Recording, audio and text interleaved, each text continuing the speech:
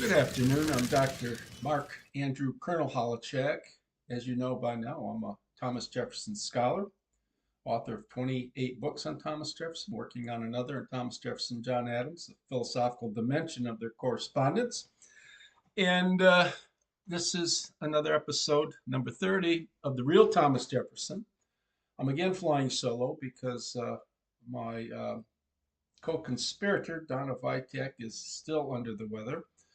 So today I want to go back to the 1998 DNA study, November 5 in Nature, and talk about, not repeat what I've said before. I've talked about this before, but I want to talk about something different, something about which I haven't talked all that much. So again, let's revisit the 1998 DNA study and talk about that a little bit. Talk about something that I find rather annoyingly puzzling.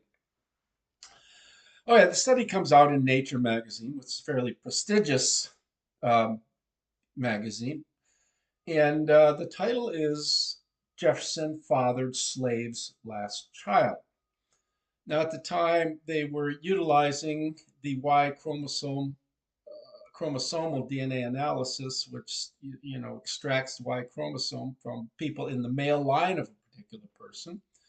The idea being that my Y chromosome is identical to each of my two brothers, any sons they may have, my father, his father, my father's brothers, and so forth. So everybody in the male line will have the identical Y chromosome, and so on. So the idea is if you can get a chromosomal match, an identical match, we can draw some interesting conclusions. All right. And the researchers, Dr. Eugene Foster was at the lead, and he's a pathologist, not a DNA expert, came up with some startling results. I want to focus only on one of the results, uh, the notion that the last offspring, the last child of Sally Hemings, right, Eston Hemings, was fathered by Thomas Jefferson. Now, how did we come up with what was the motivation for the study? Foster was led by a friend, Winifred Bennett, and Bennett asked Foster to participate. He had an idea that let's do some research, DNA research, on whether Jefferson could have fathered any of the Hemings offspring, and let's try to clear up as much of the confusion we have among the rapid speculation that was extant at the time. So the two suggested is that Foster will conduct the study. Bennett then would collaborate with Foster on a book on assumption that the results were noteworthy.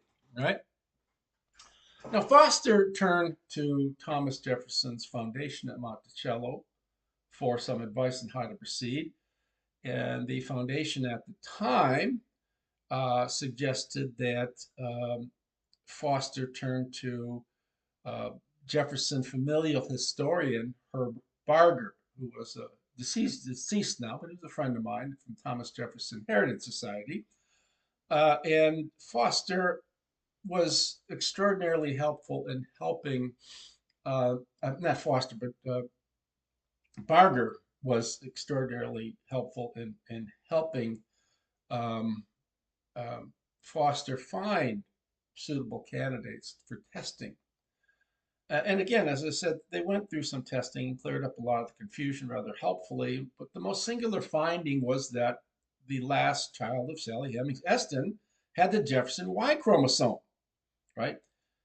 How did we come to that conclusion? Well, they didn't extract any DNA from Thomas Jefferson, but they took DNA from a male line descendant of Field Jefferson, who was Jefferson's father's brother, Jefferson's uncle. So they took on assumption that there's no contamination of the data all along from Field Jefferson through his children and their children and so forth. I think it was 4 generations down the line. They took chromosomal DNA from someone in Field Jefferson's line, right? And they compared it with offspring of Eston Hemings somewhere down the line, male line offspring of Eston Hemings. And they found out a match. So the researchers said the simplest and most probable explanation for our molecular findings are seek, should be is, guys. Um, explanation takes the verb is. That Thomas Jefferson, rather than one of the Carr brothers, was the father of Eston Hemings. Now, that's a very, I've talked about this ad nauseum and just how you conclude from that this is the simplest, most probable explanation. And that to me is a very, very incautious, hare-footed conclusion. Now, the article in Nature had seismic implications because just about no historian on the planet thought Jefferson had anything to do with Sally Hemings. Once this comes out, most historians across the globe do a 180. All think that Jefferson now is involved with Sally Hemings. And of course, the title, which was very misleading, was mostly, I think, responsible for that, overwhelming turnaround. Now, what's not stated, and this is the focus of my talk here, my presentation, is that while this comes out and all the historians jump on the Thomas Jefferson fathered Sally Hemings bandwagon, the scientists who know DNA were irate at the shoddiness of this study, the shoddiness of the conclusions that the researchers drew, right? Now, first, there was the title, as we talked about, Jefferson fathered slave's last child, which is, in my estimation, vociferously misleading. Dr. Thomas Trout, who's an expert on DNA, had this to say: the title represents an unfortunate lapse because Foster et al. Admitted any presentation of the number of adult male Jeffersons living in 1807 in that region of Virginia. In other words, there are many other candidates, at least 5 of which that were close by, and there are some 20 possible fathers, some 20 possible matches at the time with the Jefferson Y chromosome, and none of them were mentioned as possible fathers in the study. There was something said by David Abbey, who wrote to Nature, another scientist, and Abbey said the authors did not consider all the data at hand in interpreting the results. No mention was made of Thomas Jefferson's brother Randolph, born in 1757, of his 5 sons. Sons of Sally Hemings conceived by Randolph or by one of his sons would produce a Y chromosome analysis identical to that described by Foster. Further collaborative data, for example, the whereabouts of any one of those who might have been involved at conception, are needed to confirm that Jefferson did indeed father his slave's last child, as claims in the title. We know Thomas Jefferson was there. We really don't. But how about Randolph Jefferson and his sons? All right, so we have this backlash because the researchers aren't considering historically all the readily available evidence, and they're hare-footedly rushing to a conclusion, which is horribly misleading. All right, now Herb Barger, and who was a Jefferson family historian, and I were friends at some point. I got to meet him and communicate with him, and he shared, and I still have him, shared many significant emails on this whole fiasco, mostly in 2021, prior to his passing. Barger cautioned Foster about, while Foster was in the midst of the study, about being careful about what he has to say prior to drawing any conclusions. And Barger's problem was, he said, look, even if you find a match or something, we can't say Thomas Jefferson was the father. Now, Randolph Jefferson, again, born in 1755, had sons. He had 5 sons, 4 of which were of suitable age to have had an affair with Sally Hemings. Sally was born in 1773, 40 years difference between Sally and Thomas Jefferson. And Randolph had brothers Neville Thomas Jr. in 1782, 9 years older than Sally. Robert Lewis, 1786. Peter Field Jefferson, born in 1789. Isham Randolph in 1791. And James Lilburn in 1795. Perhaps he's a little bit too old. But at least four of them could have had an interest in Sally Hemings. And we know from letters and correspondence that Isham Jefferson spent much time at Monticello. So how do we know that Isham, for example, wasn't the father? Barger, writes in an email to Foster, a Jefferson Hemings match would not necessarily mean the father of to be President Jefferson, but possibly Isham or another Jefferson around that area at the time. I believe caution would be in order if a Jefferson Hemings match is returned because President Jefferson, Isham, and the Field Jefferson blood donors would have the same DNA.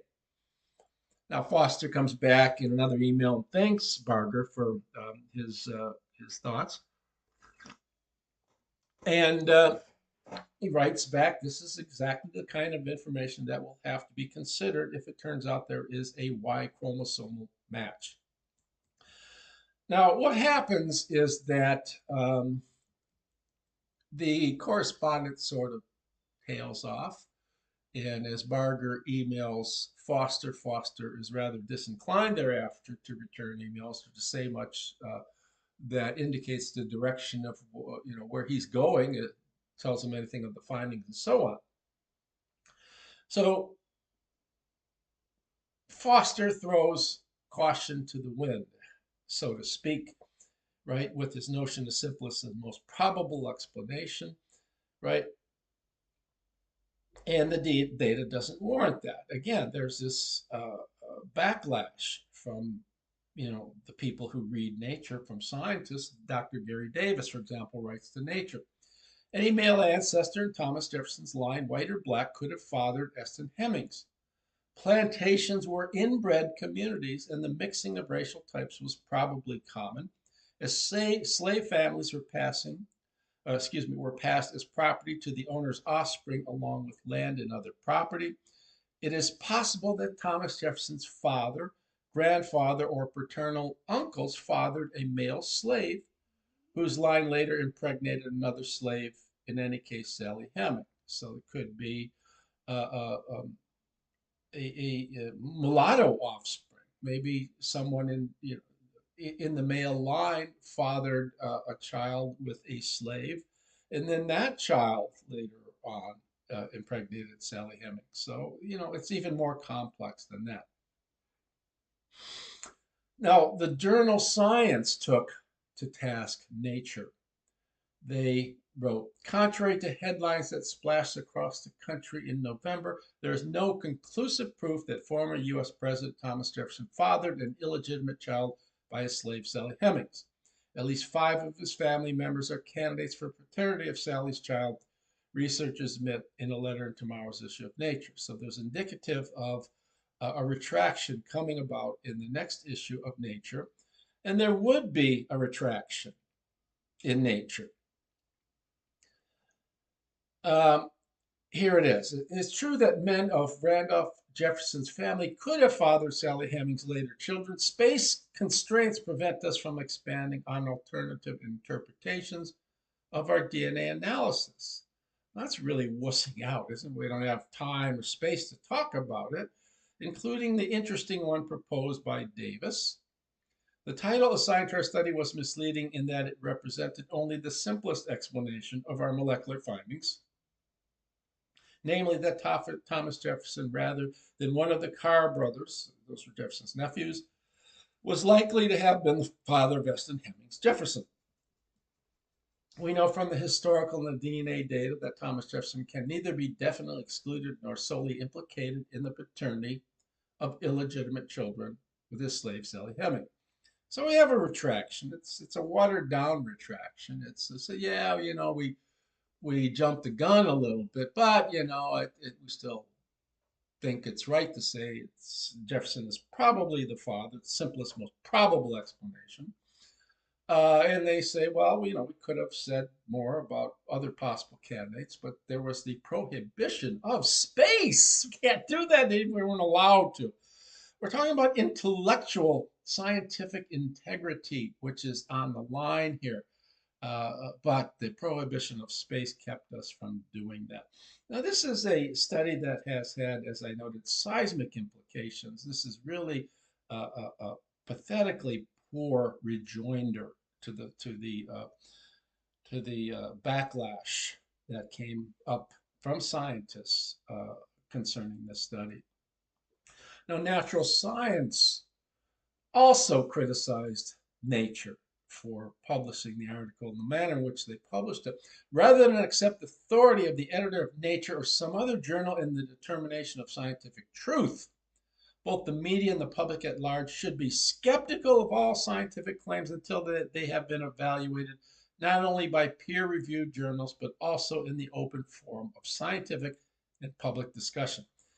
In particular, the public should be skeptical about scientific claims that support political interests when such claims lack intrinsic scientific significance, as in the case of those made in the Foster paper. The publication in a scientific journal should be recognized for what it is, an abuse of the scientific press. This is a, albeit elliptical accusation. It's a rather strong accusation, which suggests rather strongly that something political is going on here, right? There was the Clinton problem at the time with President Clinton at the time involved in Monica Lewinsky and so forth. Are we politicizing data? Are we drawing? There's no excuse for the title. He says, well, the title happened to be misleading, but people, there's no excuse for coming up with that title. There's no question in my mind. Jefferson fathered slave's last child suggests not a Jefferson, but Thomas Jefferson. That was intentional. When I write a book, I agonize over the title and often change the title on numerous occasions and never settle on the title till the book is done. And at some point you have to, but I want the title to be, number one, informative, and number two, if possible, cutesy. Never sacrifice informativeness for cutesiness. So it at least has to be informative and straightforwardly so. So there shouldn't be any attempt to deceive. Now, Foster in time would come somewhat grudgingly to admit, that his fecklessness with respect to the whole affair. He says the whole affair, after some time after the study, says the whole affair has been conducted by amateurs. I include myself. Okay, so he was discredited by the scientific community, but he would receive large celebrity. And when speaking with Bennett some time later, well after the publication of this, Bennett asked him, well, what are you looking for? And Foster said fame. And in effect, he got his fame. He got his minute under the sun in the spotlight. And even though the scientific community largely discredited him, he was gone. He went off on speaking tours and so forth in Europe and all over the world and got to be able to talk about this study that he oversaw. The problem with this, and the reason for doing this, the Real Thomas Jefferson, episode number 30, is that if you go on to Monticello's webpage, they pride themselves in being a rather comprehensive source of all information on Thomas Jefferson. They're not. Since the DNA data study came up in 1998, thereafter they haven't been. They came up with a panel to discuss the implications of the study and concluded Jefferson very likely fathered all the children. On what evidence? I don't know. They've been consistent with that. And in 2018, then President Leslie Green Bowman, in fact, said Jefferson fathered all of Sally Hemings' children. No further DNA evidence, no historical data that points in that direction. In fact, the historical evidence seems to point in the direction that Jefferson had no involvement with Sally Hemings whatsoever. I have 2 books on this issue and numerous essays to that end. At the very least, what we can say is that we don't know. Monticello, the Thomas Jefferson Foundation, which used to be the Thomas Jefferson Memorial Foundation, they don't care about preserving Jefferson's legacy anymore. There's no indication that the new leadership is changing its direction in any significant manner. I say that. Let's look at their mission statement. I say Michigan because the football game's coming up with Texas a little later. I want to enjoy that game. Their mission statement indicates a twofold aim. One is preservation. They say to conserve, protect, and maintain Monticello in a manner which leaves it enhanced and unimpaired for future generations. What they're talking about is plantation here, right? This gives them a lot of leeway to work with Mulberry Old, the slavery issue, which has always been a very big thing for them.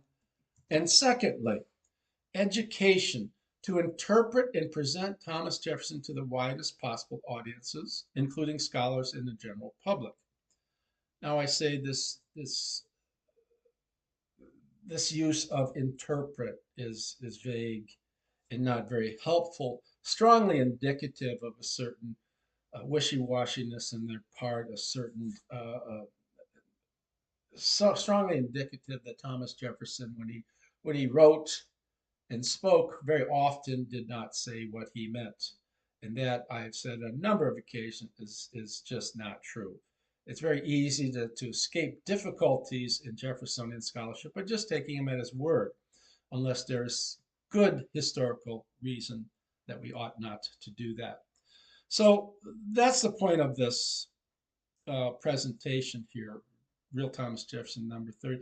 Why is it Monticello presenting this talk? Why don't they talk anything about the scientific backlash to the study? None of this is on their webpage. It's accessible on the internet. It's accessible in this talk. The scientists themselves rejected the DNA study, at least the conclusions that were drawn about the DNA study.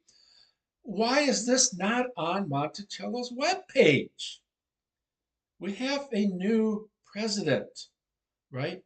And are things going to grow? You know, Leslie Green Bowman is gone. She's the one that did the 2018. Jefferson definitely fathered all the kids. It's a fact. Dan Jordan recently passed away, sorry to say, but he is responsible for this radical turn to the radical left, as it were, what we today call wokeism, to destroy Thomas Jefferson, to build up Sally Hemings, to talk about Jefferson's racism and his duplicity, and not focus on any of the positive things that the man had done throughout his life for the benefit of other human beings. And I hold the foundation responsible for that, right? I think the new president, Jane Kaminsky, has, I emailed her at one point, and she indicated a willingness to get together and talk at some point. I'm in Michigan now, so that's not likely. So long as we don't focus on the Sally Hemings thing. That's not good enough. There's 25 plus years of lying, of deceiving the public on this whole issue. The point is, we don't know. And Monticello's been pushing this off as this. Yes, we do know. He definitely fathered all of the children of Sally Hemings, who winds up on their take being a very important historical figure. More than likely, Sally Hemings was a minor figure if you look at all of Jefferson's writings. So the point is, I ask Jane Kaminsky and the foundation, why aren't you including this sort of stuff on your webpage, the scientific backlash? Why are none of my 28 books for sale at your bookstore when I write on Jefferson and the Natural Bridge as moral sense theory, right? What gives you the right to determine, right, a direction, a political direction for the legacy of Thomas Jefferson, and not show the man in all of his magnificence, flaws as well as the remarkably brilliant things that he did and the wonderful things he did to make things in our country better for all of us. The University of Virginia, the Declaration of Independence, his tenure as president, and so forth. Louisiana Purchase, and I could go on and on and on and on, and all the things that he done, even in science, as a patron of the sciences. This needs to be underscored as well. We need to have a more nuanced and balanced approach to critical analysis of Jefferson at Monticello and on the Thomas Jefferson Foundation's website. Let's bring back the Thomas Jefferson Memorial website. So instead of interpreting and presenting Thomas Jefferson to the widest possible audience, let's mention something about getting to know the real Thomas Jefferson, telling the truth insofar as we can about Thomas Jefferson. This word truth is missing from anything in their aims, in their mission statement. So hopefully, let's start a campaign to force the people at Monticello and Jane Kamensky, and I think she's doing a pretty good job so far for giving us a correct picture of Thomas Jefferson, right? And that's all I want to say. So let's, I hope you enjoyed this. I want to say TTFN. I hope my co-conspirator, Donna V, gets better for next week so we can do something.